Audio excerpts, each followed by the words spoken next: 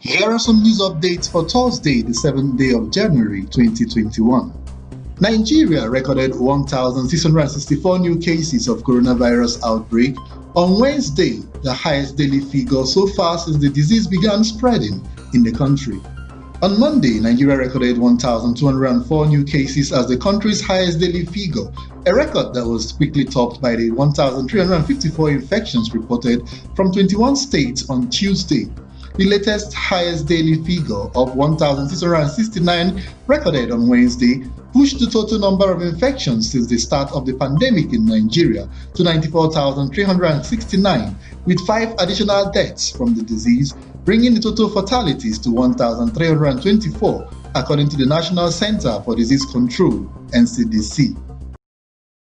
Workers in Kano State are threatening a showdown as the state government allegedly reneged on its pledge to make the implementation of the new law on workers' minimum wage, thereby reverting to the old salary structure of 18,000 naira monthly.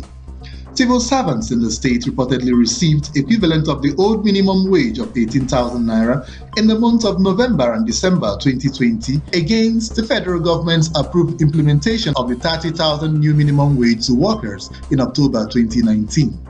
Kano State government was the first state in the federation to declare readiness to adopt the new minimum wage of 30,000 naira with additional value of 600 naira, while the labor union, however, raised concern when the government slashed workers' October 2020 salaries without prior notice. The workers' union in the state have allegedly written to the state government, stating its readiness to take drastic measures if the government fails to do the needful. The governor of Niger State, Abubakar Sani Bello, has said foreigners, especially from Mali and Sudan, are being recruited as bandits in the northern region through the social media. The governor made this revelation on Wednesday at the State House in Abuja after meeting with the President Muhammadu Buhari and further decried the limited number of security personnel to tackle insecurity problems in the region. He further revealed that the government has arrested bandits that are foreigners from as far as Sudan and Mali who came on motorcycles, stating that they confessed to being recruited through social media, where they are made to believe that they are fighting some kind of jihadist activity. He further used the opportunity to debunk the news that he had been in a negotiation with bandits, stating that bandits are dishonest people.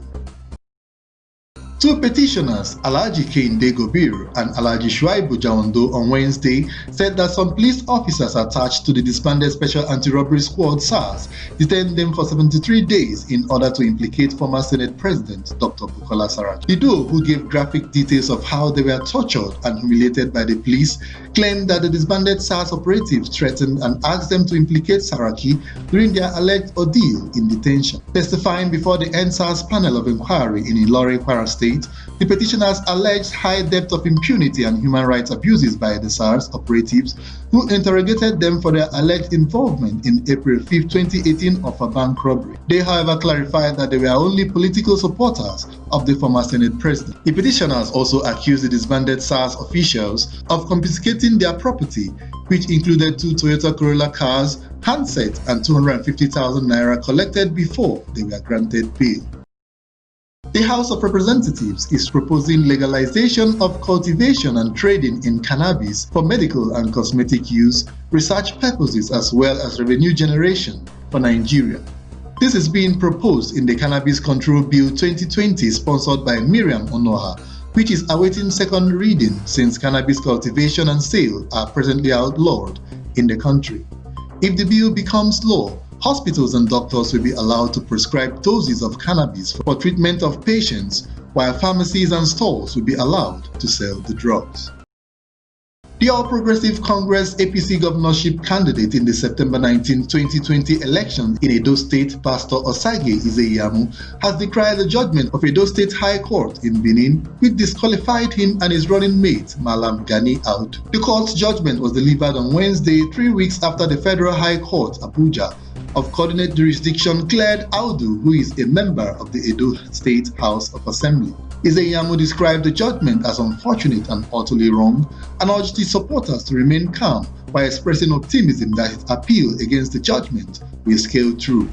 The suit was filed by the Action Democratic Party (ADP), who alleged that Izeyamu's running mate presented forged documents to the Independent National Electoral Commission (INEC) ahead of the September 19, 2020 polls.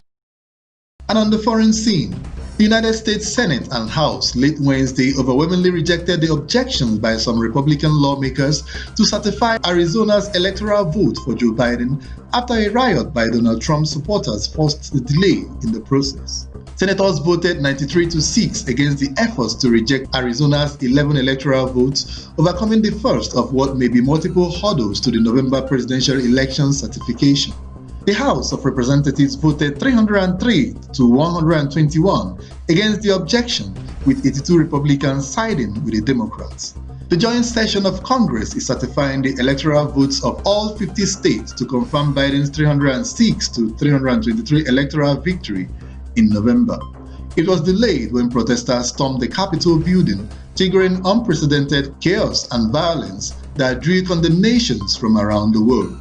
Egged on in an extraordinary rally by an aggrieved Trump, a flag-waving mob broke down barricades outside the Capitol and swarmed inside, rampaging through offices and onto the usually solemn legislative floors. And that's the news update at this time on Television Nigerian. Many thanks for watching. I am Charles.